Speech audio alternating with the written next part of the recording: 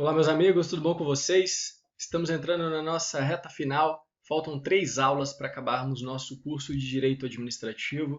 Hoje, aula 17, vamos falar da responsabilidade civil do Estado. Na próxima, intervenção do Estado no domínio econômico e, para fechar, improbidade administrativa. Improbidade e responsabilidade civil do Estado são duas das 3 aulas mais importantes do direito administrativo. Então, muita atenção na aula de hoje. Nossos canais de comunicação aí na tela, como sempre. O Gustavo Fernandes Salles é o nosso Instagram. Responsabilidade civil do Estado. Sem perder tempo, então. Primeira ideia.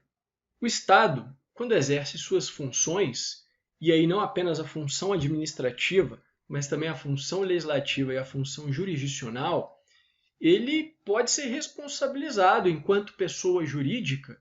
O Estado também pode ser responsabilizado caso enseje dano a terceiros. E o principal, o Estado pode ser responsabilizado não apenas quando pratica um ato ilícito. Isso aí não tem nenhum problema, né? Um ato ilícito tem responsabilidade por isso. Agora, o Estado também pode ser responsabilizado quando pratica um ato lícito. Mesmo um ato lícito pode ensejar a sua responsabilidade. É aquela teoria do ato lícito indenizável. No caso de um ato ilícito, a responsabilidade decorre da própria ilicitude do ato, violação do ordenamento jurídico, né? Do princípio da legalidade ou juridicidade como um todo. Quando se indeniza por um ato lícito, isso pode ocorrer de duas formas. Ou porque há previsão legal, ainda que o ato seja lícito, a lei em si determina a indenização, então também violação ao princípio da legalidade, ou, que é mais comum, por uma violação ao princípio da isonomia ou da igualdade. E nesse caso deve-se comprovar então que apesar de lícito, o ato estatal causou um dano anormal e específico a uma pessoa ou a um determinado grupo. Por quê? Porque os atos da administração, os atos do Estado, melhor dizendo, eles acabam atingindo todas as pessoas. E há uma repartição do prejuízo. Agora, ou do ônus, né, ou do bônus. Agora, se atinge especificamente alguém ou uma categoria com um dano anormal, há necessidade de indenizar por conta da isonomia, ainda que o ato seja ilícito. Muito bacana essa construção, né? A partir daí, então, o Eli Lopes Meirelles diz: a responsabilidade civil é o fenômeno jurídico que impõe à administração a obrigação de compor o dano causado a terceiros por agentes públicos, desde que eles estejam no desempenho das suas atribuições ou a pretexto de exercê-las. Isso é muito importante para analisar daqui a pouquinho, por exemplo, a responsabilidade do policial que, de folga, mata alguém com uma arma da corporação. E aí, o Estado responde ou não? A gente vai chegar lá. Bom, outra questão importante. A administração responde por ação e por omissão. Uma omissão estatal poderá ensejar a responsabilidade do Estado, embora haja uma eterna celeuma a respeito do tipo de responsabilidade nesse caso. É subjetiva? É objetiva? O Estado é um garantidor universal? Tem que haver um dever específico de agir? Omissão genérica, omissão específica, a gente vai trabalhar tudo isso. Mas por omissões o Estado também responde. E, para fechar essa introdução, o Estado responde quando descumpre o contrato, e aí temos uma responsabilidade contratual. Isso se estuda na aula de contratos administrativos, e o fundamento é a preservação do equilíbrio econômico-financeiro do contrato. A responsabilidade contratual não é tema desta aula de hoje. Se você abrir qualquer manual ou curso de direito administrativo, quando se estuda quando se estuda a responsabilidade civil do Estado em um capítulo específico, é para falar da responsabilidade extracontratual. Responsabilidade contratual é lá no estudo dos contratos administrativos. A extracontratual é aquela quando o Estado pratica qualquer tipo de ato nas suas funções estatais. Serviço público ou qualquer outra atividade, desde que não decorra de um contrato. Com tudo isso na cabeça, vamos para a síntese da Di Pietro. Ela diz: a responsabilidade extracontratual do Estado corresponde à obrigação de reparar danos causados a terceiros em decorrência de comportamentos comissivos ou omissivos, materiais ou jurídicos, lícitos ou ilícitos, imputáveis aos agentes públicos, já que a administração pública age manifestando a sua vontade pelos seus agentes. Não tem como agir de outra forma. Depende do ser humano ali praticando alguma coisa. Um quadro, então, introdutório. A responsabilidade contratual tem sede como lei geral a Lei 8666 de 93, mas existem outras leis que tratam de contratos administrativos. Já a responsabilidade extracontratual, que é o nosso tema, decorre do artigo 37, parágrafo 6º da Constituição. Os danos da responsabilidade contratual decorrem de um contrato administrativo, da extracontratual, das funções estatais quando atua buscando o interesse público. E a finalidade da responsabilidade contratual, em regra, manter o equilíbrio econômico-financeiro do contrato. Na responsabilidade extracontratual, ou é a observância da legalidade, ou o princípio da isonomia, quando a gente fala de ato lícito indenizável, embora a lei também possa prever indenização em caso de ato lícito. E aí uma questão de prova. Cartório 2019. A responsabilidade civil extracontratual do Estado por atos lícitos ocorrerá quando expressamente prevista em lei ou a conduta cause sacrifício desproporcional ao particular. Perfeito? Um desses dois casos pode ensejar a responsabilidade por ato lícito. Fases evolutivas. Bom, a gente vai chegar no cenário atual, mas até chegar no cenário atual, como que foi a responsabilidade estatal ao longo da história? Começa-se, em breve síntese, em um cenário de irresponsabilidade, depois uma responsabilidade com culpa, a responsabilidade civil, e por fim a responsabilidade pública, que vai ensejar teorias publicísticas. Primeira fase, então, a da irresponsabilidade do Estado. Estados absolutistas não permitiam responsabilização do rei. Era aquela famosa máxima inglesa, "The king can do no wrong". O Eli Lopes Meireles fala, as duas últimas nações que encerraram essa teoria da irresponsabilidade estatal foram a Inglaterra, com o Crown Proceeding Act de 1947, e os Estados Unidos, com o Federal Tort Claims Act de 1946. Portanto, nem é tão antigo assim, né? Encerraram a irresponsabilidade estatal. Perceberam que o Estado tem que responder também por danos que ele cause a particulares. A princípio, adotou-se a responsabilidade civil, lá nos moldes do direito civil. Isso foi importado para o direito administrativo. E no começo, fazia-se a distinção entre atos de império e atos de gestão. Atos de império não permitiam responsabilidade, por conta das prerrogativas estatais. E atos de gestão, que eram atos de direito privado praticados pelo Estado, permitiam a responsabilização comum do direito privado, responsabilidade subjetiva, com base no dolo e na culpa do agente. Exigia-se, portanto, da vítima que se comprovasse dolo e culpa. Ainda dentro dessas teorias civilistas, abandonou-se a distinção entre atos de império e atos de gestão e passou o Estado, então, em qualquer ato seu, responder com responsabilidade subjetiva. Mas veja, a vítima tinha que comprovar que o agente agiu com dolo ou culpa. Não era difícil? É difícil comprovar que o agente público agiu com dolo ou culpa. Ele vai falar, cara, eu agi aqui na função estatal, não tenho culpa. Se você sofreu um dano, é problema. Então exigia demais da vítima. A vítima tinha que comprovar o dolo ou culpa, não sabia às vezes nem quem era o agente, né? O cara lá, o policial, não sabe nem o nome do cara. Enfim, por conta disso, as teorias civilistas passaram a ser abandonadas e foram substituídas por teorias publicistas, que são duas principais. Elas surgem, em geral, naquele famoso caso que todo mundo estuda na faculdade, na pós-graduação, o caso Blanco, em que uma vagonete da companhia de fumo, de manufatura do fumo, lá na França, atropelou a menina Agnes Blanco. E aí se percebeu que adotar a responsabilidade subjetiva com dolo e culpa, civil, não resolvia. Ninguém ia pagar nada para a menina, para os pais da menina, a menina morreu atropelada. Então, era preciso construir novas teorias com base em princípios de direito público, já que estamos tratando de direito administrativo. Os princípios do Código Civil não eram suficientes. A primeira teoria publicista, ou publicística, que surgiu, é a famosa teoria da culpa do serviço, faute du service, a culpa administrativa. Veja, culpa do serviço também pode ser traduzida como falta do serviço. Há um defeito, há alguma coisa ali, algo de errado no serviço.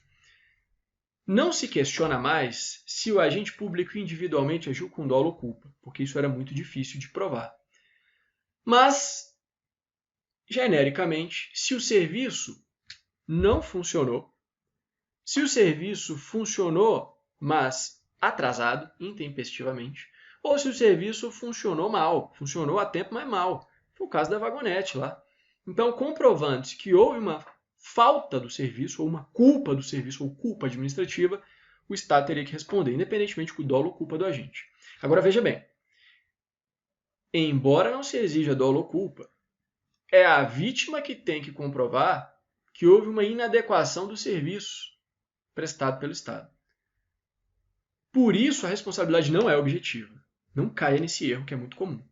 A responsabilidade pela teoria da falta do serviço, da culpa administrativa ou culpa anônima, por que ela é chamada de culpa anônima? Porque não interessa quem foi o agente público, não quero saber da intenção dele, dolo ou culpa, nem quem ele é. Eu quero saber que o serviço não funcionou, ou funcionou mal. Então a culpa anônima exige ainda que a vítima comprove alguma coisa, mas é mais fácil um pouco, né? Ela tem que comprovar que o serviço não funcionou. O Eli Lopes Meireles, então, não é responsabilidade objetiva ainda. O Eli Lopes Meireles ele fala, olha, essa teoria ainda pede muito da vítima, que além da lesão sofrida injustamente, fica no dever de comprovar que houve uma falta do serviço para obter indenização. Então ainda não é ideal. Com isso há uma evolução para uma segunda teoria publicística. É a teoria do risco, a tão conhecida e a atual, adotada por nós, a gente vai chegar lá, teoria do risco administrativo. Né? Primeiro, teoria do risco em geral, que se subdivide. Fundamenta, aí sim, nesse segundo momento da teoria publicística, a responsabilidade objetiva do Estado. Ela foi reconhecida no Brasil em 1946, lá pelo artigo 194 da Constituição da época. O Carvalho Filho fala, essa teoria parte da ideia de que o Estado tem uma maior força jurídica, política, econômica, tem prerrogativas. Por isso, entre aspas, o que ele fala, passou-se a considerar que por ser mais poderoso, o Estado teria que arcar com um risco natural decorrente das suas numerosas atividades. A maior quantidade de poderes haveria de corresponder a um risco maior. Parece o tio do Homem-Aranha falando, né? Grandes poderes exigem grandes responsabilidades. É a mesma coisa. O Estado pratica inúmeras atividades, tem todo o poderio. Ele tem que responder por essa atividade. Não tem que passar isso aí para a vítima. O Estado tem todo, né, os bônus e os ônus transferem para a vítima. Não, o Estado tem que responder por suas atividades. Fundamentos. Risco, teoria do risco, né? O risco da atividade. E a própria solidariedade social. São suportes dessa doutrina. Agora, cuidado para não confundir com a teoria do risco social. A teoria do risco social, eu nem coloco aqui no slide, ela é uma teoria moderna, que é defendida no seguinte sentido. A vítima sofre um dano, não interessa de quem que é a culpa, o que aconteceu. Todo mundo vai repartir o dano, toda a sociedade é o risco social. Né? E aí preserva a vítima, toda a comunidade paga por isso. Mas é uma teoria que acaba tornando o Estado um garantidor universal. É quase uma teoria do risco integral. Aliás, o Carvalho Filho diz que a teoria do risco social é uma teoria de risco integral. Então a gente vai deixar ela um pouco de lado. Lembre-se da solidariedade social como um fundamento da teoria do risco, aqui, junto com o risco. E aí, olha que expressão magnífica. O Eli Lopes Meireles fala. Não se exige mais a falta do serviço, mas o fato do serviço. Então você troca uma letra, o A bota um L ali no meio. Falta do serviço é uma coisa, fato do serviço é outra. O fato do serviço, a vítima não tem que comprovar que o serviço funcionou mal. Pelo simples fato de existir um serviço prestado pelo Estado ou delegado por ele, a vítima sofreu um dano, o Estado responde. E aí temos que a ideia de culpa, então, mesmo anônima, né? Mesmo independente do dolo ou culpa, mas a culpa anônima da primeira fase publicista, ela é substituída pelo nexo de causalidade.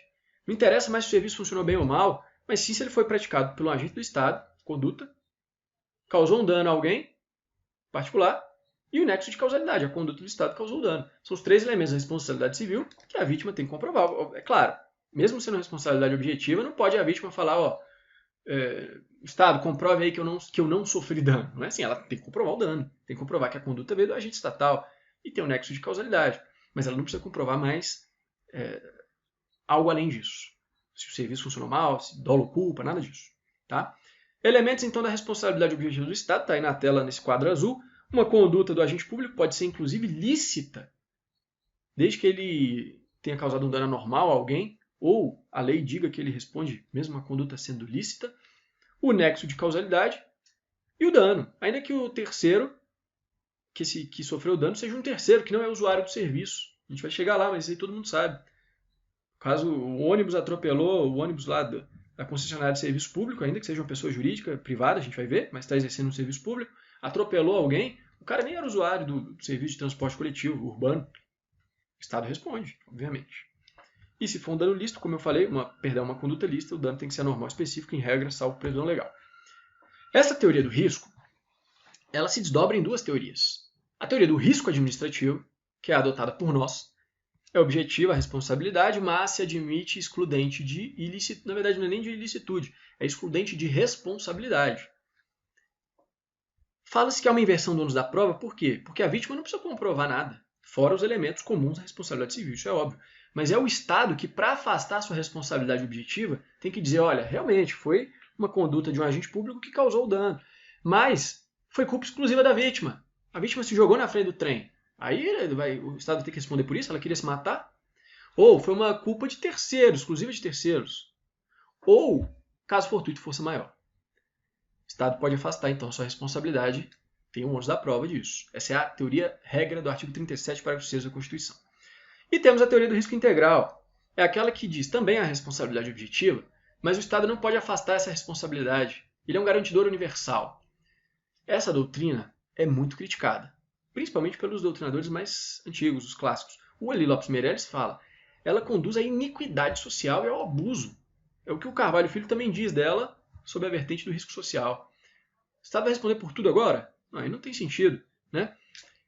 Excepcionalmente, embora haja controvérsia, mas na prova você pode marcar que excepcionalmente, em 3 hipóteses pelo menos, pode ser que exista alguma outra, e as 3 principais que se fala, em que há responsabilidade do Estado objetiva com base na teoria do risco integral. Danos causados por acidentes nucleares se extrai do artigo 21, inciso 23, a linha D, embora lá não esteja claro, mas a lei que disciplina esse dispositivo, a lei 6453, dá mais a entender essa ideia. Então, acidente nuclear, o Estado responde. Não tem como afastar a sua responsabilidade, mas foi a culpa exclusiva da vítima, que não interessa. Ato terrorista ou de guerra, com base nas leis 10.309 de 2001 e 10.744 de 2003, respectivamente, e dano ambiental. Isso aí vem do STJ. O STJ diz, um julgado final de 2019, que dano ambiental, a responsabilidade é objetiva do Estado, com base no risco integral, e aí o fundamento é que é um direito transindividual, de titularidade difusa, para preservar não só as presentes, mas as futuras gerações, né? Aquele princípio da solidariedade intergeracional. Então tem vários argumentos aí, é o que o STJ fala. Quadrinho para você botar no seu material. Evoluções da teoria da responsabilidade estatal. Primeiro, a irresponsabilidade, ideia central, ninguém responde, quer dizer, o Estado não responde, the king can do no wrong. Ônus da prova, não tem, porque não responde. Teorias civilistas, responsabilidade subjetiva com base no dolo ou culpa. De quem é o ônus da prova? Da vítima. Tem que comprovar que um agente estatal atuou com dolo ou culpa. Depois, teoria da falta do serviço, culpa administrativa, culpa do serviço, culpa anônima. Responde a responsabilidade com base num defeito do serviço, uma inadequação. A vítima ainda tem que comprovar que o serviço inexistiu, funcionou mal ou funcionou atrasado. E aí vem a teoria do risco administrativo, responsabilidade objetiva agora, mas admite excludente de ilicitude, o ônus da prova é invertido, no sentido de que, embora a vítima tenha que comprovar conduta, nexo de causalidade e dano, conduta e dano do que se extrai o nexo de causalidade, o Estado pode afastar o nexo de causalidade comprovando uma excludente de responsabilidade.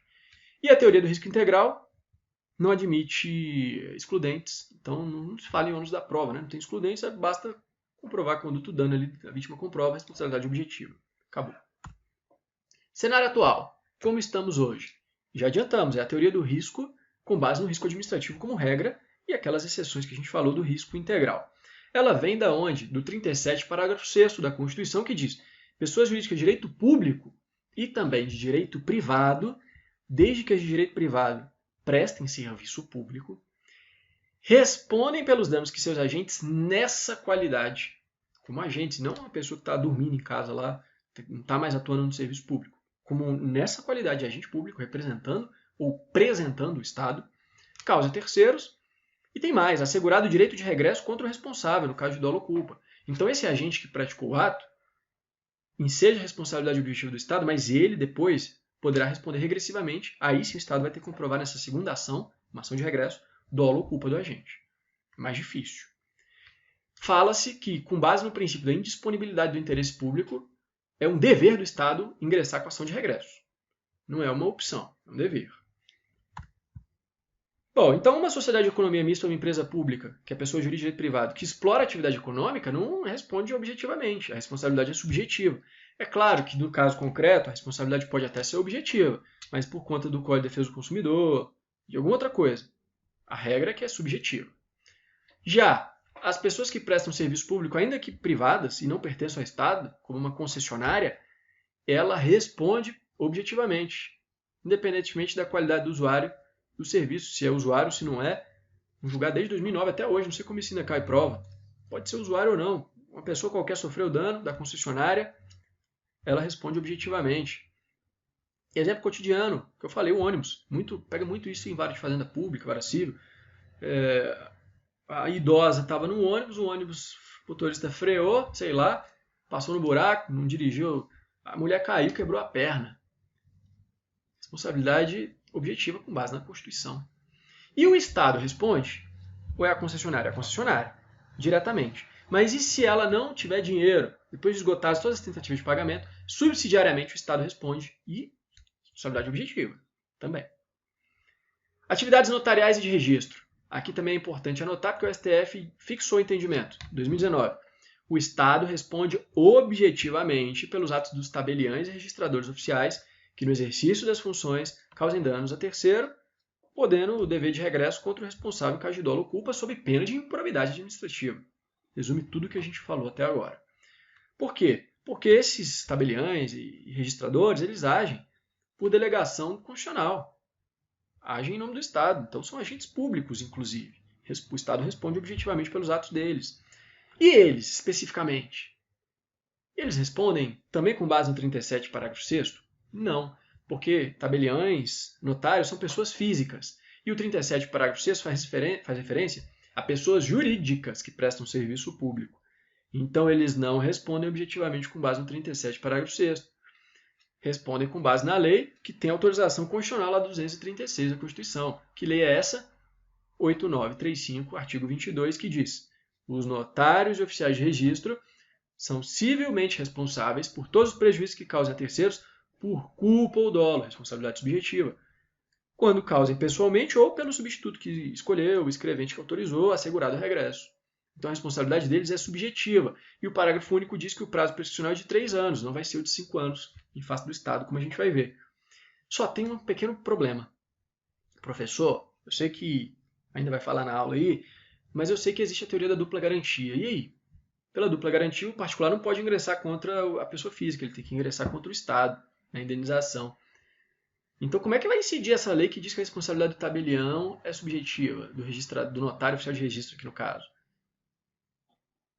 Ao meu entender, não vai incidir. Vai ser a responsabilidade objetiva. Mas, como o STF não se fixou, não deliberou especificamente sobre esse caso, então depende da questão. Se a questão cobra dupla garantia, acabou. Se ela cobra responsabilidade pessoal do registrador, do notário, é subjetiva com base na lei. Então são questões diferentes. Numa prova objetiva oral ou subjetiva oral dá para você conversar com o examinador. Então o STF não se manifestou expressamente, não se debruçou sobre a dupla garantia envolvendo notários e oficiais de registro. Então, por enquanto, coloque o que está no quadro aí na tela.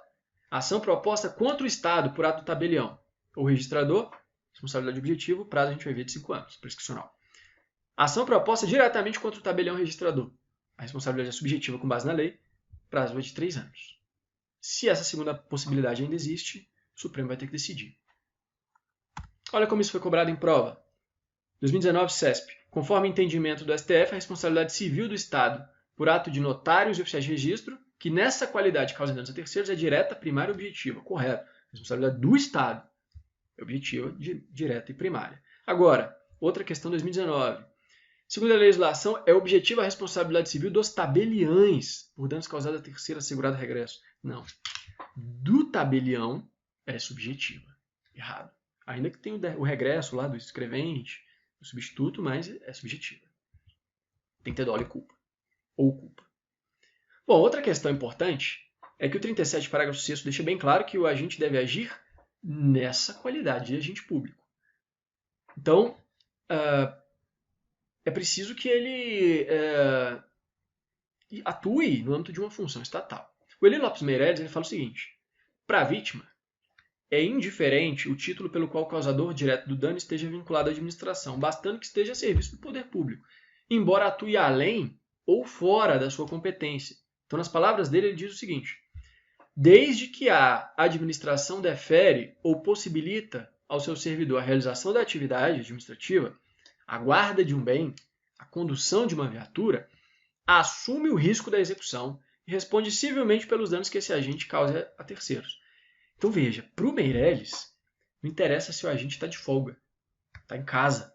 Se ele está usando um bem do Estado, ou conduz uma viatura, ou uma arma da corporação, ele responde. O Meirelles, então, digamos assim, ele é mais garantista em prol da vítima. Essa é a posição do Supremo?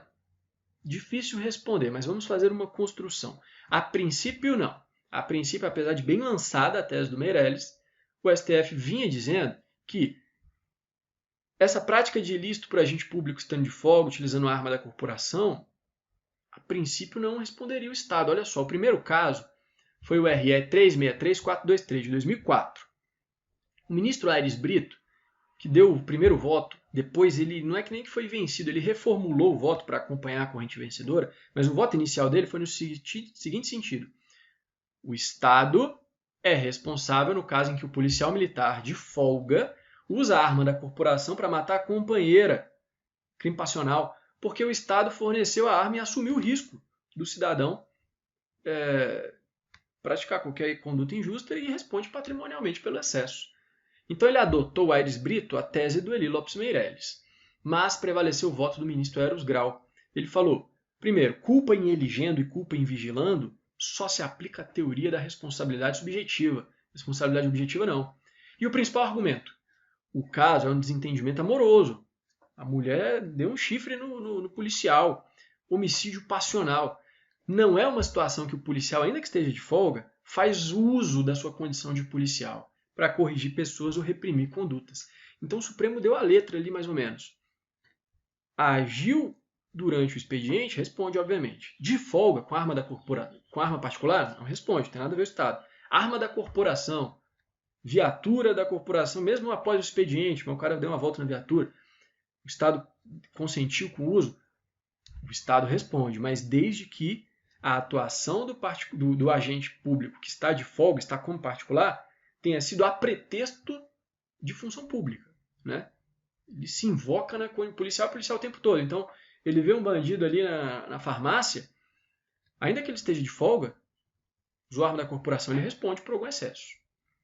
Agora, briga de trânsito, matou a mulher porque a mulher deu uma galhada nele, aí o Estado tem nada a ver com isso.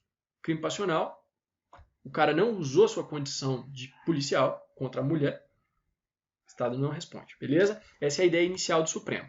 Um segundo caso, em 2008, disparo em uma discussão de trânsito, policial de folga, traje civil, arma da corporação. Solução, irresponsabilidade do Estado. Por quê? Porque embora a arma fosse da corporação, ele não invocou a condição de policial, foi uma briga de trânsito. Resultado diverso, o Supremo chegou no agravo, no recurso extraordinário 644395, 2011. Mas olha só por que o resultado foi diverso. Porque o soldado agrediu uma pessoa com a arma da corporação militar de folga, mas invocando a condição de policial para corrigir. Ele, eu sou policial, o que você está fazendo aí lá? Então ele usou a sua função de policial, ainda que de folga. Outro caso, em 2016, responsabilidade do Estado por uma agressão de um policial a um meliante durante uma perseguição, ainda que de folga. Ele estava de folga, mas ele perseguiu o cara, ele invocou sua condição de policial. Então ficou, a princípio, muito claro, né? E aí eu separo aí na tela, ó. Primeira hipótese, o policial usa a arma da corporação na condição de agente público, estando de folga. Mas na condição de agente em perseguição, para corrigir, o Estado responde. Segunda hipótese, o policial está de folga, usa a arma da corporação, mas num contexto particular. Traição da mulher, xingamento no trânsito, algo que não tem nada a ver. O Estado não responde. Só que o Supremo passou a fazer uma construção um pouco mais elaborada. Mesmo nessa segunda hipótese, em que o contexto é particular, é possível que o Estado responda, vai depender do caso concreto, se comprovada a omissão estatal específica. Uma omissão específica. E não a simples omissão genérica, deu a arma para o cara. O que seria essa omissão específica? As instâncias ordinárias, que são quem produzem prova, até a segunda instância, eles vão decidir se o caso concreto tinha circunstâncias específicas que permitiam perceber, atestar a omissão, a negligência do Estado. Exemplo concreto aqui em 2019, final de 2019, agravo no recurso extraordinário 1.121.029. O servidor público, lá, o policial, comprovou-se nas instâncias ordinárias que ele passava por um momento extremamente difícil da vida. Primeiro, separação recente. A mulher acabou de deixar o cara. Segundo, dificuldades financeiras. E ainda tinha problemas psiquiátricos, psicológicos. O Estado permitiu que ele guardasse a arma da corporação e o superior hierárquico dele sabia de tudo isso que ele estava passando e permitiu que ele continuasse levando a arma para casa. Nesse caso, o Estado responde, ainda que o crime tenha sido passional, por conta da conduta omissiva específica. Show, né? É isso? Resolvemos então? Ficou muito bem construído, que eu concordo integralmente com tudo isso. Não é só, deixa a arma com o cara, o Estado responde. Acho que não é assim. Mas, tudo isso meio que foi jogado por terra em um julgado de 2018. É anterior a esse último aí. Mas é um julgado do plenário em que foi fixada a tese aí. RS 603.626. O que aconteceu? O TJ Mato Grosso do Sul disse que era um crime passional. Foi de novo, né, a galhada lá no cara, de novo. E a cangalha, né, como fala no Nordeste, a cangaieira fez isso com o cara e ele matou a mulher. E aí, usando a arma da corporação. A princípio, as instâncias ordinárias concluíram que o Estado não responde. Não tinha nada demais ali no caso. Não tinha uma omissão específica. O ministro Celso de Mello reverteu a decisão.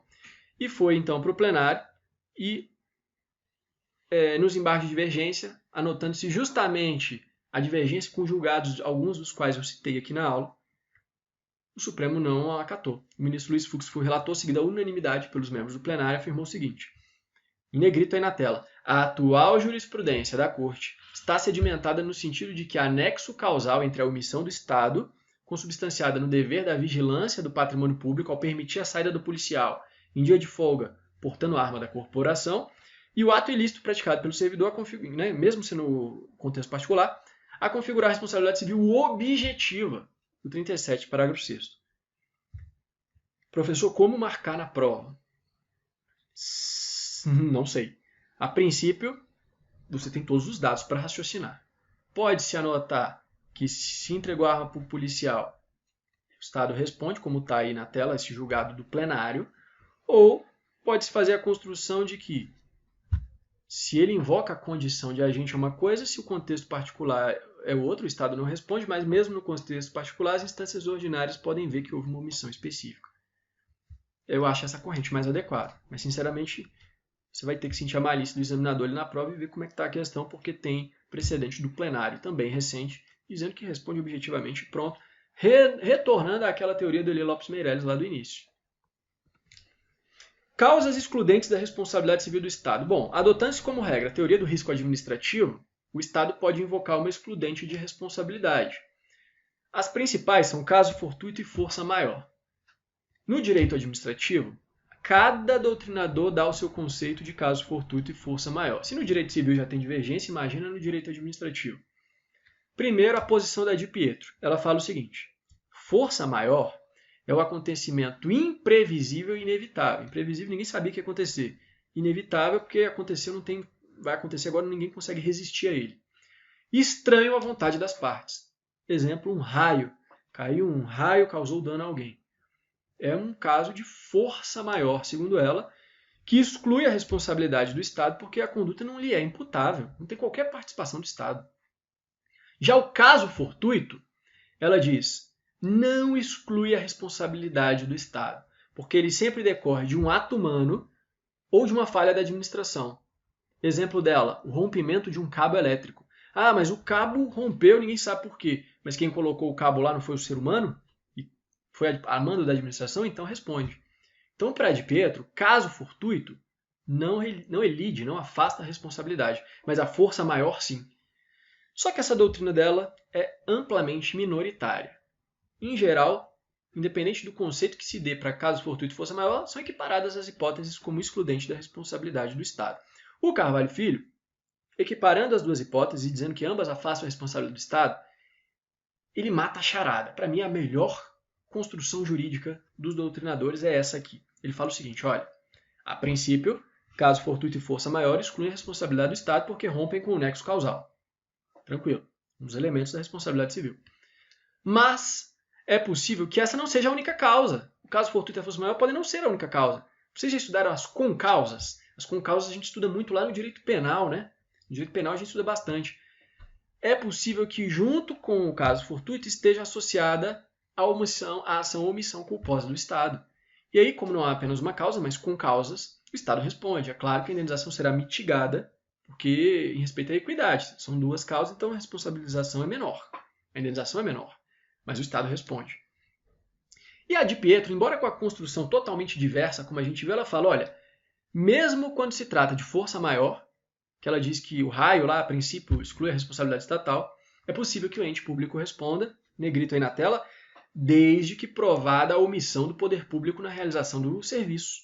E aí vem aquela teoria da culpa anônima, da culpa administrativa, da falta do serviço. Exemplo dela, uma enchente. Uma enchente causou danos ali à população. Você vai ver, cara, a enchente foi provocada por quê? Por chuvas fortes. Se for só por isso, força maior.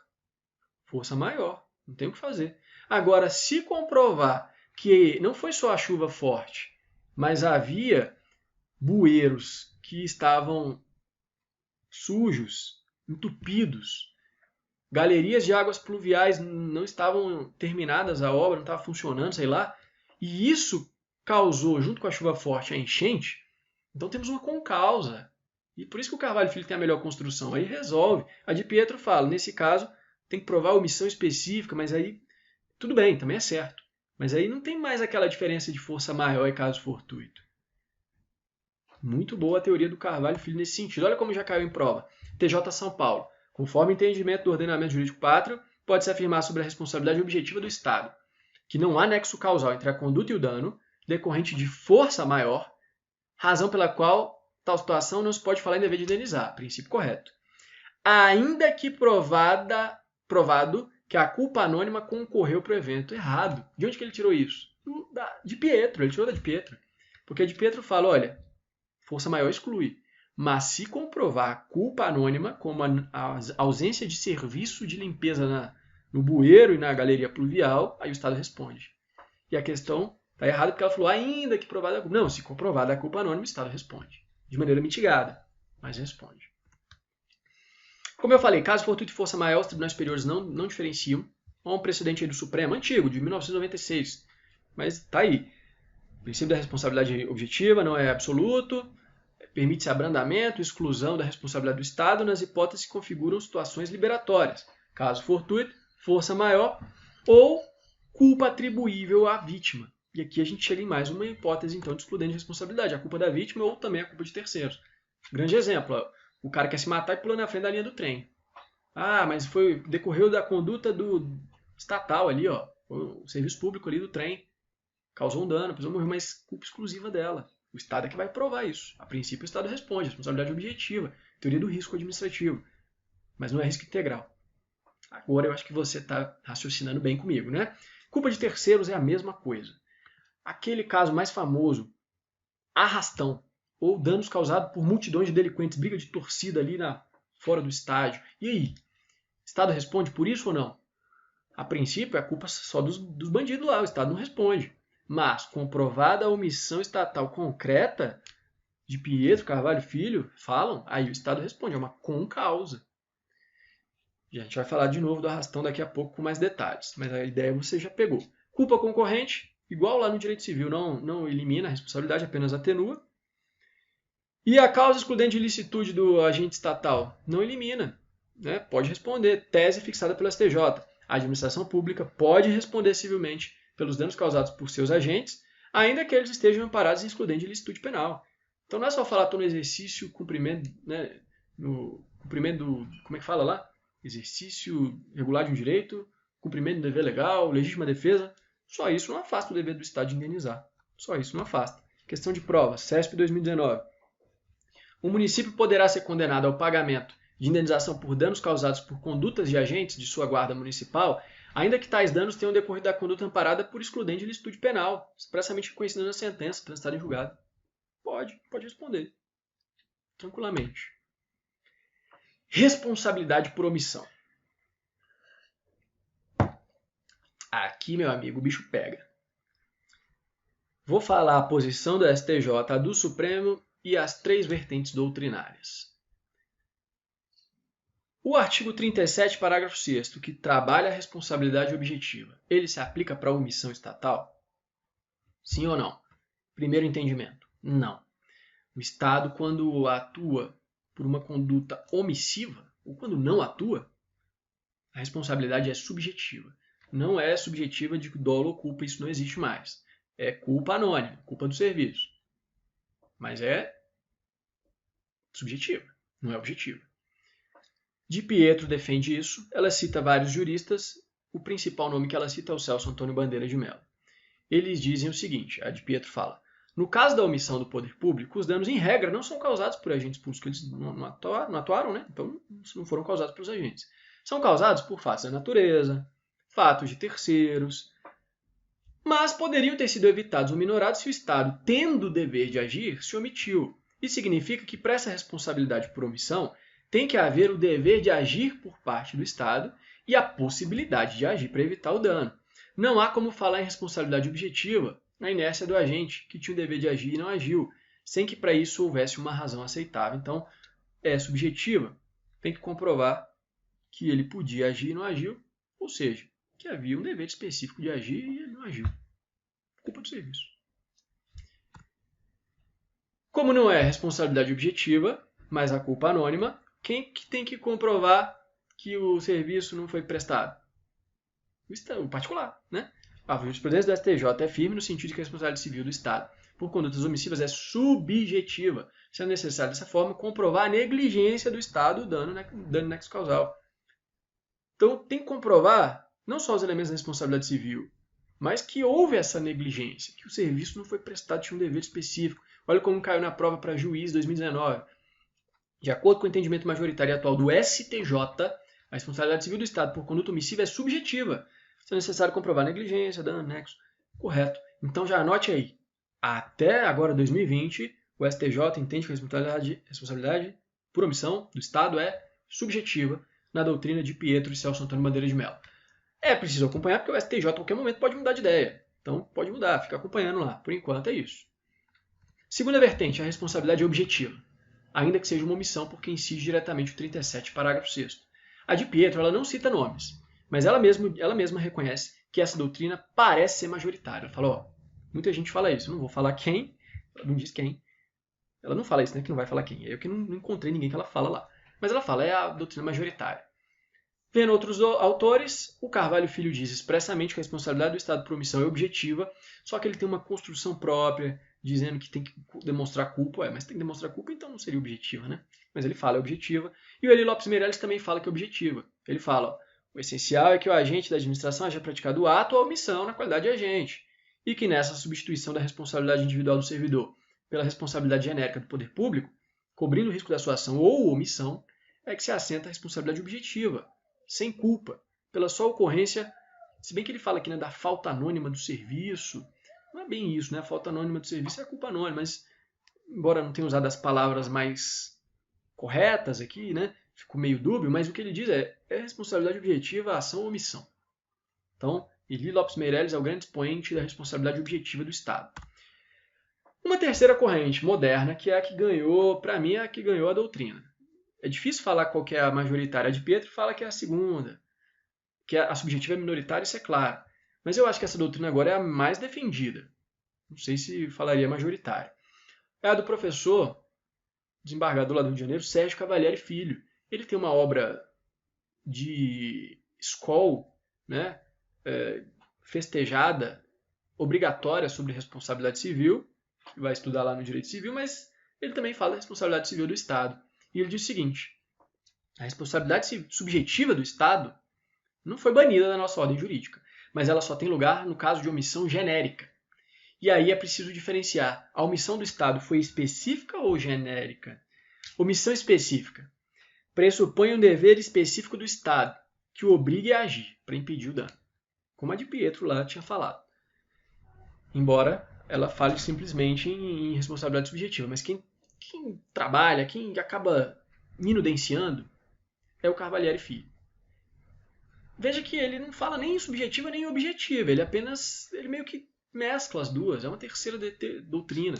Ele fala, olha, palavras dele, ocorre quando o Estado estiver na condição de garante ou guardião e, por omissão sua, cria situação propícia para a ocorrência do evento em situação que tinha o dever de agir para impedir. Então, ou quando ele é garante, ou quando ele cria a situação propícia. E aí ele se torna garante, consequentemente. Exemplo, morte do detento na rebelião. Uma rebelião lá no presídio, um preso morreu. O Estado responde. Por quê? Porque ele é garante ali do preso. O suicídio, cuidado, o suicídio a gente vai ver daqui a pouco. Inclusive, o suicídio ele fala, ó, só que não no presídio, né? O suicídio cometido por um paciente do hospital público, tendo o médico ciência da intenção suicida e nada fazendo. Então o médico tem que ter ciência, é o mesmo caso que se aplica para o detento, que se suicida. Então cuidado, o detento que se mata é uma coisa. O detento que morre na rebelião, o outro preso foi lá e matou ele, o Estado responde. Agora o que se mata tem que ter a ciência, o Estado tem que ter ciência que ele tinha intenção de se matar, a gente vai ver. Outro exemplo, o acidente do aluno na escola pública. O Estado responde. A responsabilidade aqui é objetiva. Ele não usa essa expressão, mas é objetiva. Por quê? Porque o Estado é uma omissão específica. O Estado é garante da criança, ali, do aluno. Agora, a omissão genérica é aquela em que a inação do Estado não é a causa direta e imediata da não ocorrência do dano. Da ocorrência do dano, né? Acho que eu escrevi errado aqui. A inação do Estado não se apresenta como causa direta e imediata do dano. Então a vítima, vou até apagar aqui, então a vítima tem que provar que houve uma falta do serviço que concorreu para o dano. E ele fala, a omissão genérica tem lugar nas hipóteses em que não se pode exigir do Estado uma atuação específica. Quando a administração tem apenas o dever legal de agir em razão, por exemplo, do poder de polícia. Então, por exemplo, duas pessoas se matam ali na rua. O Estado tem que responder? A princípio, não. Ah, mas e o poder de polícia? Tinha que ter polícia ali na rua. Então o Estado é um garante universal, responde por tudo. Não, não é assim. Duas pessoas se mataram na rua, com o pé delas. Quem responde é quem matou a outra. O Estado não tem nada a ver com isso. Não pode se falar só no poder de polícia. Agora, nesse caso, se houver uma omissão que concorre para o resultado, vem a responsabilidade subjetiva. No caso, as pessoas que brigaram já anunciaram no Jornal Nacional que iam se matar na rua, aí o governador tem que botar a polícia lá para impedir. Aí ele responde. Mas veja, tem que comprovar a falta do serviço. A omissão é simplesmente genérica, a princípio. Mas no caso, havia o dever específico por conta da ciência da situação. Exemplo clássico, e que ele cita expressamente na sua obra, o Cavalieri Filho. Queda do ciclista no bueiro. Se o ciclista caiu no bueiro e se machucou, a responsabilidade não é do Estado. É uma omissão genérica, o Estado não responde a princípio. Mas ele responde subjetivamente, o ciclista vai ter que comprovar que o bueiro estava aberto há uma década. Ele comprova, está uma década. Esse bueiro está aqui e ninguém nunca fez nada, o administrador nunca fez nada. Péssimo estado de conservação. Aí a culpa anônima, responsabilidade subjetiva. Então veja, omissão genérica, o Estado pode responder? Pode. Com base na responsabilidade subjetiva, culpa anônima. Omissão específica, o Estado responde objetivamente. Perfeita a doutrina do Cavalieri. Está aí na tela, aí embaixo. Omissão específica, responde o Estado objetivamente. Omissão genérica, a princípio não responde, mas pode responder subjetivamente se comprovar a culpa anônima. Perfeito. E o Supremo? Falamos do STJ, vimos as três vertentes doutrinárias. O que o Supremo entende?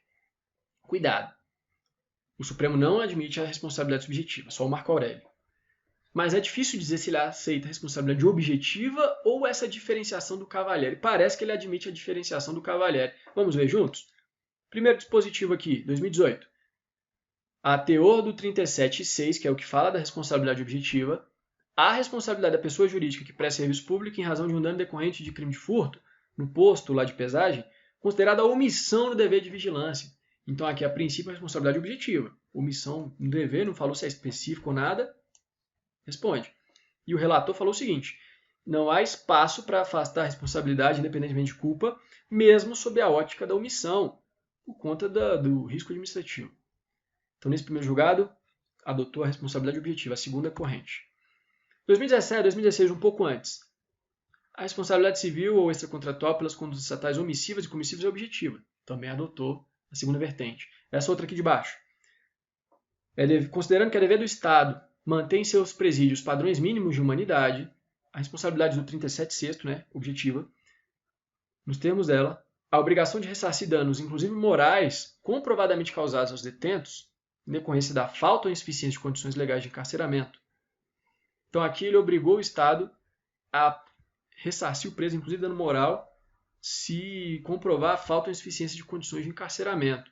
Eu quero que você anote a tese aqui, sem discutir se é objetivo, o que é. O importante é você anotar a tese. Outro julgado. 2016. A responsabilidade civil do Estado, segundo o 37º, subsume-se à teoria do risco administrativo, tanto para a conduta estatal comissiva quanto para a omissiva. E lá embaixo, tese. Em caso de inobservância do dever específico de proteção, do 5º inciso tal, o Estado responde pela morte do detento. Então aqui veja, embora genericamente ele tenha falado que responde por conduta omissiva ou comissiva por responsabilidade objetiva do 37º, lá embaixo na tese ele falou de dever específico. Então peraí, o importante a princípio é você anotar a tese também lá de baixo. Nesse último julgado, destacou o seguinte, no índice ele vai ler o inteiro teor, não obstante o Estado responda de forma objetiva também pelas omissões, o nexo entre a omissão e o dano só será caracterizado quando o poder público ostentar um dever legal específico de agir para impedir o dano. Olha aí, terceiro entendimento do Cavalieri. Entendimento contrário significaria o risco integral. E afirmou, é corrente no meio jurídico a afirmação de que a administração só responde pela omissão que é específica, quando ela está obrigada a evitar e permanece inerte. Então, nesse julgado, expressamente no inteiro teor, o Supremo adotou a terceira teoria. Não foi a responsabilidade objetiva simples e pura. Foi a responsabilidade objetiva quando há um dever específico. E no recente RS 136.861, informativo 969 de 2020, discutiu-se a responsabilidade do município por dano decorrente na omissão da fiscalização do comércio de fogo de artifício. O Supremo fixou a seguinte tese. Foi a tese que o voto prevalecente foi do Moraes, mas a tese foi o Barroso que elaborou os termos, né? Para que fique caracterizada a responsabilidade civil do Estado por dano decorrente de comércio de armas de fogo, não, de fogo de artifício, é necessário que exista a violação de um dever jurídico específico de agir, que ocorrerá quando for concedida a licença para funcionar sem as cautelas legais, ou se for de conhecimento do poder público que tinha irregularidades e ele não fez nada. Então veja, adotou-se a construção do Cavalieri. Se é uma omissão genérica, tem que comprovar a falta do serviço. O poder público sabia. Se é um dever específico quando ele é garante, aí ele responde, né? Aqui no caso, é genérico, é o segundo caso. É uma omissão genérica. Alguém lá comercializou fogo de artifício, o Estado a princípio não tem nada a ver com isso. Mas se comprovar especificamente que ele sabia, ou que ele de algum modo prestou serviço de licença para funcionamento, e fez a licença sem observar os condicionantes legais, aí ele responde. Então esse julgado, para mim, deixa muito claro que se adotou a terceira tese, a do Cavalieri Filho. Não dá para falar simplesmente que o STF adota a tese da responsabilidade objetiva. Mas como em algumas atas, algumas ementas, isso consta, se cair na prova, sinceramente, não sei o que eu marcaria, não. Agora, olha só, para você ver como o tema é divergente. Vamos ver os votos desse último julgado? O relator pro acordo, Alexandre de Moraes, falou: a teoria da responsabilidade objetiva exige a comprovação da conduta do poder público, ainda que omissiva. Então isso é óbvio, né? Isso aí ninguém discute. Tem que comprovar conduta e dano para ter o nexo causal. Então, ainda que omissiva, tem que comprovar alguma coisa do Estado. E na hipótese não se constatou, porque não houve requerimento da Polícia Civil para perícia, para abrir o comércio de fogo de artifício. Então o Estado não estava sabendo, né? Culpa exclusiva do proprietário. Então adotou a culpa exclusiva. O Barroso, por sua vez, falou da omissão específica, que essa omissão só existiria se tivesse sido concedida a licença sem as cautelas legais ou se fosse de conhecimento, é o que ficou na ementa. Já o Marco Aurélio falou: a responsabilidade do Estado é objetiva se o ato é comissivo e subjetiva se é omissivo. Então ele falou, nesse caso aqui a responsabilidade é subjetiva. Adotou a tese da de Pietro do Celso Antônio Bandeira de Mello. E o Fachin, que era o relator pro acórdão, o relator originário, mas que ficou vencido no acórdão, ele falou: é objetiva a responsabilidade do Estado também por omissão. E na hipótese concreta ele entendeu que o município incorreu na violação do seu dever de exercício de poder de polícia e permitiu que houvesse o comércio clandestino, lá, funcionamento clandestino. Então ele adotou a tese do Meirelles, né? É objetiva, dever de polícia, poder de polícia não agiu. Ele não adotou a terceira tese, que não é a omissão genérica nessa, não é suficiente. Tem que ter um dever específico. Se for omissão genérica, tem que comprovar que no caso concreto ele concorreu. Celso de Mello, ministro, né, Celso José Filho de Mello, sei lá, ele destacou que a ausência de excludente de responsabilidade no Estado, no caso. Falou, não teve excludente de responsabilidade, então o município responde. Então cada um falou uma coisa. Veja como o tema é difícil. O que eu quero que você anote? Além da posição do STJ e das vertentes doutrinárias. E que o Supremo ou é objetiva ou é aquela responsabilidade que diferencia omissão genérica e omissão específica. Eu quero que você anote que, independentemente de falar que é objetiva ou subjetiva, o que é certo é que, em regra, o Estado não responde por omissão. Não é qualquer coisa que acontece que o Estado responde porque ele está omisso. Tem que se comprovar que havia um dever legal específico, uma omissão própria, que comprovará a causalidade direta e imediata entre a conduta omissiva e o dano. Então, a causalidade direta e imediata é importante. Excepcionalmente, se não houver um dever jurídico específico, aí apenas o dever genérico, a omissão imprópria, o particular tem que comprovar uma falta de serviço. É a tese do Cavalieri. Olha só como essa questão da causalidade direta e imediata o Supremo já adotou. Ação Civil Originária 8.853, agravo regimental segundo, a adoção pela doutrina e jurisprudência das teorias da causalidade adequada e do dano direto e imediato, aqui no caso a responsabilidade civil do Estado. Embora fosse contratual, mas enfim. Como caiu em prova? Defensor Público CESP 2019. É possível responsabilizar a administração pública por ato omissivo do poder público, desde que seja inequívoco o requisito da causalidade, em linha direta e imediata, ou seja, desde que exista o nexo entre a ação omissiva e o dano. Aqui, ó, a questão foi perfeita, porque ela não ingressou na polêmica, se é objetivo é subjetivo, ela falou, olha, tem que ter o nexo de causalidade, que é elemento próprio da responsabilidade civil. E ele é comprovado quando há causalidade direta e imediata, o que o Supremo e a doutrina adotam. Fechou.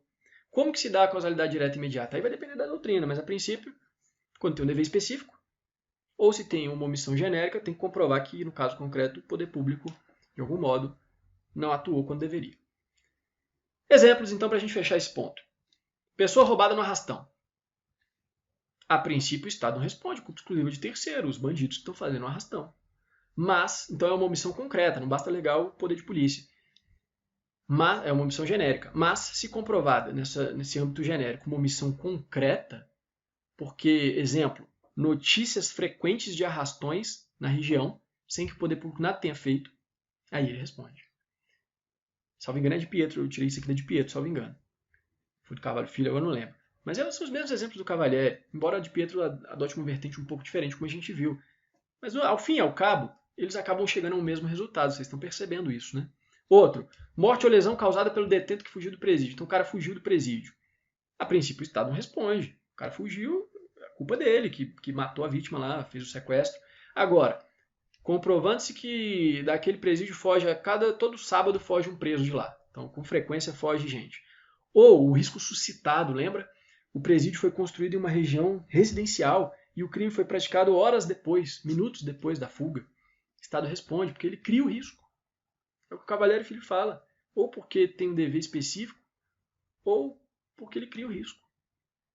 Risco criado. Agora, o cara fugiu do presídio, um mês depois matou alguém, aí o Estado não responde. A não ser que fuja a gente sempre de lá. Mas mesmo assim, passado muito tempo, acaba aquela causalidade direta e imediata, ela é afastada. Terceiro caso, suicídio do preso, ou do cara do hospital lá, que está internado. A princípio, você pode falar, tem um dever específico do Estado. Se ele está no presídio, então o Estado tem um dever específico de cuidar dele. Cuidado. Esse raciocínio que é válido para quase todos os casos, para o caso do suicídio não vale. É diferente a rebelião. Aí sim, o dever específico é garante, o Estado responde. Agora o suicídio, a princípio uma culpa exclusiva da vítima, e é difícil responsabilizar o Estado, ainda que o cara esteja preso. A princípio, no RE 841526, o voto do Fux, né, que foi o que prevaleceu, ele falou o seguinte: se o preso suicida já vinha apresentando indícios de que ia tirar a vida, o Estado responde. Vai indenizar o familiar do morto. Agora, se o preso nunca demonstrou que queria tirar a própria vida, pelo contrário, ele gostava era de matar os outros. Ele nunca falou que ia se matar. O suicídio é repentino, imprevisível, não dá para falar que é um dever específico do Estado cuidar disso. Olha como isso caiu em prova. Juiz 2019. O Estado necessariamente será responsabilizado em caso de suicídio de pessoa presa, em razão do dever de plena vigilância. Não. Não é. Bom, chegando ao final da nossa aula, temos mais 4 tópicos, mais 5 tópicos, mas todos são bem rápidos. Reparação do dano e ação de regresso. A gente viu que no 37, parágrafo 6º da Constituição, quem responde é a pessoa jurídica. E é assegurado o dia de regresso contra o agente em caso de dolo ou culpa. O STF, desde muito tempo, não sei como isso cai ainda hoje, desde 2006, ele adota a teoria da dupla garantia. Que significa que essa proteção, essa exigência de que a pessoa jurídica responda, ela protege o particular que sofre o dano, por quê? Porque ele não precisa discutir dolo e culpa.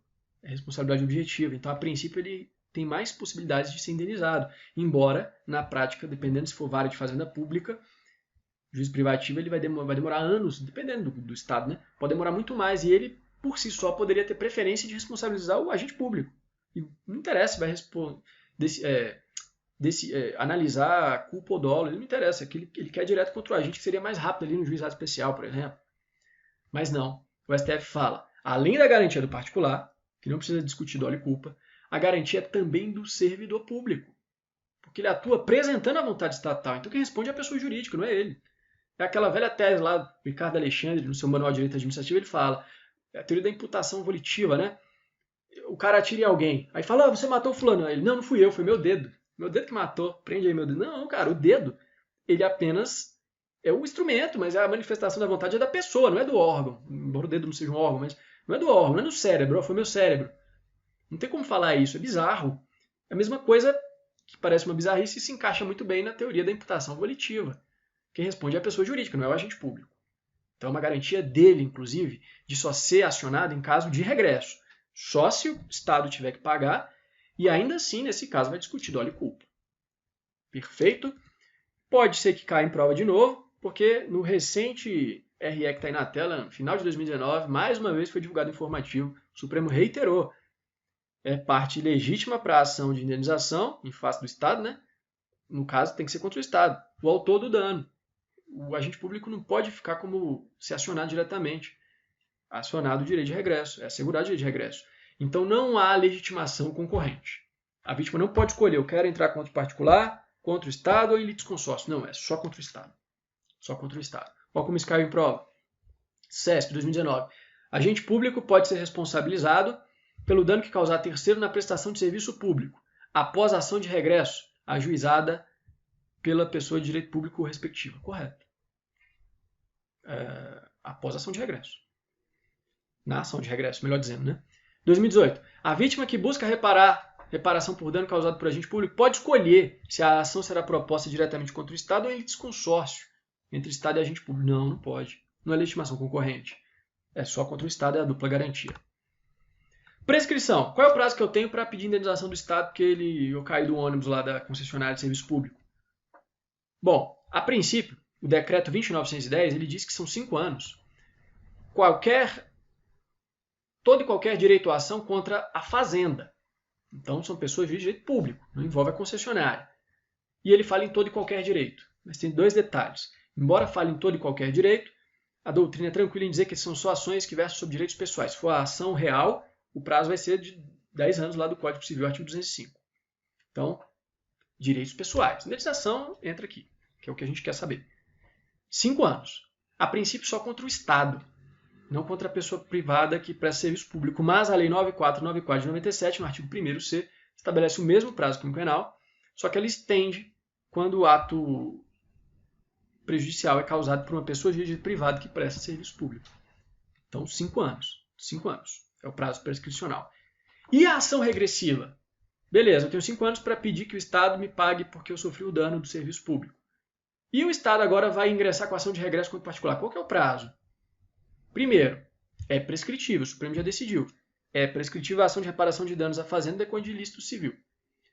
Só não abrange, lembra, a improbidade administrativa e no caso do ressarcimento, da sanção de ressarcimento. As outras sanções da improbidade prescrevem.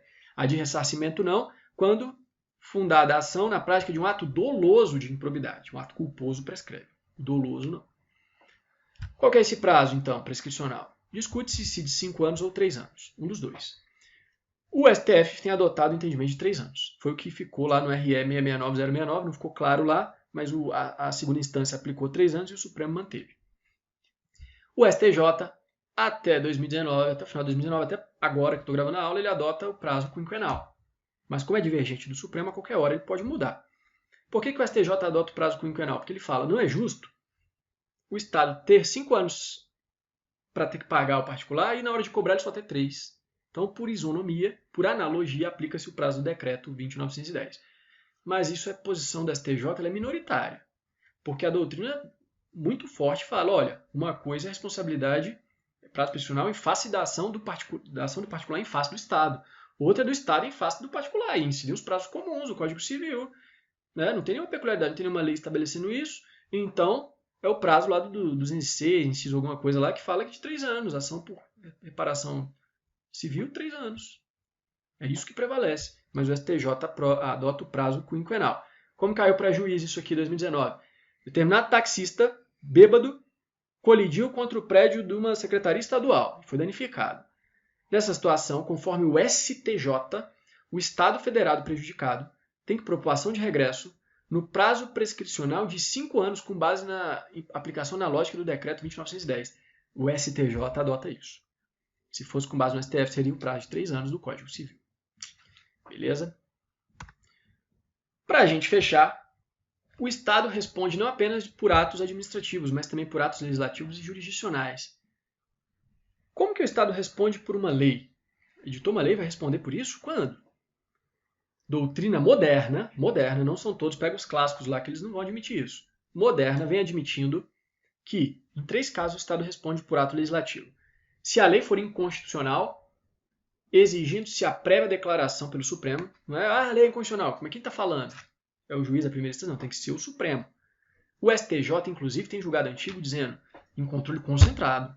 Ainda que seja o Supremo em controle difuso, não tem indenização, mas isso ninguém adentra muito essa polêmica. A princípio, tem que ter declaração do Supremo de que a lei é inconstitucional. O Matheus Carvalho, na sua obra voltada para concurso, ele fala, além da declaração do Supremo, da inconstitucionalidade, tem que ter um dano específico a alguém. Não pode ser só a lei inconstitucional, porque senão todo mundo vai pedir indenização. Tem que comprovar um dano específico, parece ter razão. Mas a de Pietro, por exemplo, não coloca esse requisito. O Eli Lopes Meireles, por seu turno, fala não existe fundamento jurídico para responsabilizar o Estado por uma lei, ainda que ela seja declarada inconstitucional. Então veja, os clássicos não admitem, a doutrina moderna admite, desde que haja declaração e, para alguns, o dano específico. Leis de efeitos concretos é tranquilo que admite responsabilidade civil, porque a lei de efeitos concretos tem forma de lei, mas é concreta, é quase que como se fosse igual a um ato administrativo, materialmente, né? Embora formalmente seja lei. Atinge pessoa determinada, então se vai causar um dano especial, lei de efeitos concretos permitem a responsabilidade do Estado. E a omissão no poder de legislar é polêmico, mas vem sendo construída a tese de que se o Estado fica omisso no dever de legislar, havendo a determinação constitucional, e isso causa dano a alguém, ele pode ser responsabilizado por isso. Como que cai em prova? CESP 2019. Em caso de aplicação de leis de efeitos concretos que gerem danos ou prejuízos a pessoas determinadas, é possível a responsabilização civil do Estado? Essa é a hipótese mais segura. Correto. E por ato jurisdicional? Primeiro, cuidado. Olha o tópico aí do meu slide. Responsabilidade do Estado por atos judiciais. Eu coloco isso para chamar a atenção mesmo. Cuidado, ato judicial inclui ato administrativo também. O ato praticado pelo juiz é judicial, ainda que seja um ato administrativo. Se for um ato administrativo judiciário, incidem as regras que a gente já vem estudando aqui. É um ato administrativo comum, não tem diferença. O que eu quero destacar nesse tópico é o ato jurisdicional. Um ato do juiz da função jurisdicional. Então, cuidado, ato judicial é gênero e o jurisdicional é espécie. Se for jurisdicional é que tem a polêmica. O Estado responde ou não? Bom, a princípio não. Doutrina toda Ricardo Alexandre Carvalho Filho, por que não? Porque existe um princípio da recorribilidade, então eu não estou satisfeito com a decisão do juiz, eu recorro. É assim que se resolve no Estado democrático. Recorre. E se não tem mais possibilidade de recurso? A coisa julgada impede qualquer responsabilização. O trânsito é julgado, é a decisão definitiva ali do Estado, acabou. Então, a princípio, não tem responsabilidade por ato jurisdicional. Mas, olha, a própria Constituição, no artigo 5º, inciso 75, é isso? Diz lá, o Estado indenizará o condenado por erro judiciário e o que ficar preso além do tempo da sentença. Então, no âmbito penal, são duas hipóteses. Preso além do tempo, condenado injustamente por erro judiciário. Nesses dois casos, o Estado responde. E no âmbito civil? No âmbito civil não tem uma regra específica. O que tem é o Código de Processo Civil, né? É a única regra. Assim, pode ter outras, mas a que a gente mais fala é do Código de Processo Civil, que diz: o juiz, e não o Estado, responde civil e regressivamente. Se é regressivamente, então quem vai responder é o Estado, né? Quando?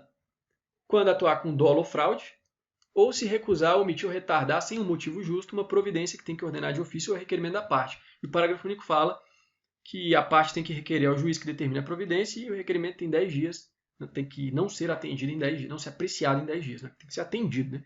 Tem que não ser apreciado em 10 dias. Então, nesses dois casos aí, o principal é dolo ou fraude, o juiz responde regressivamente, no âmbito civil.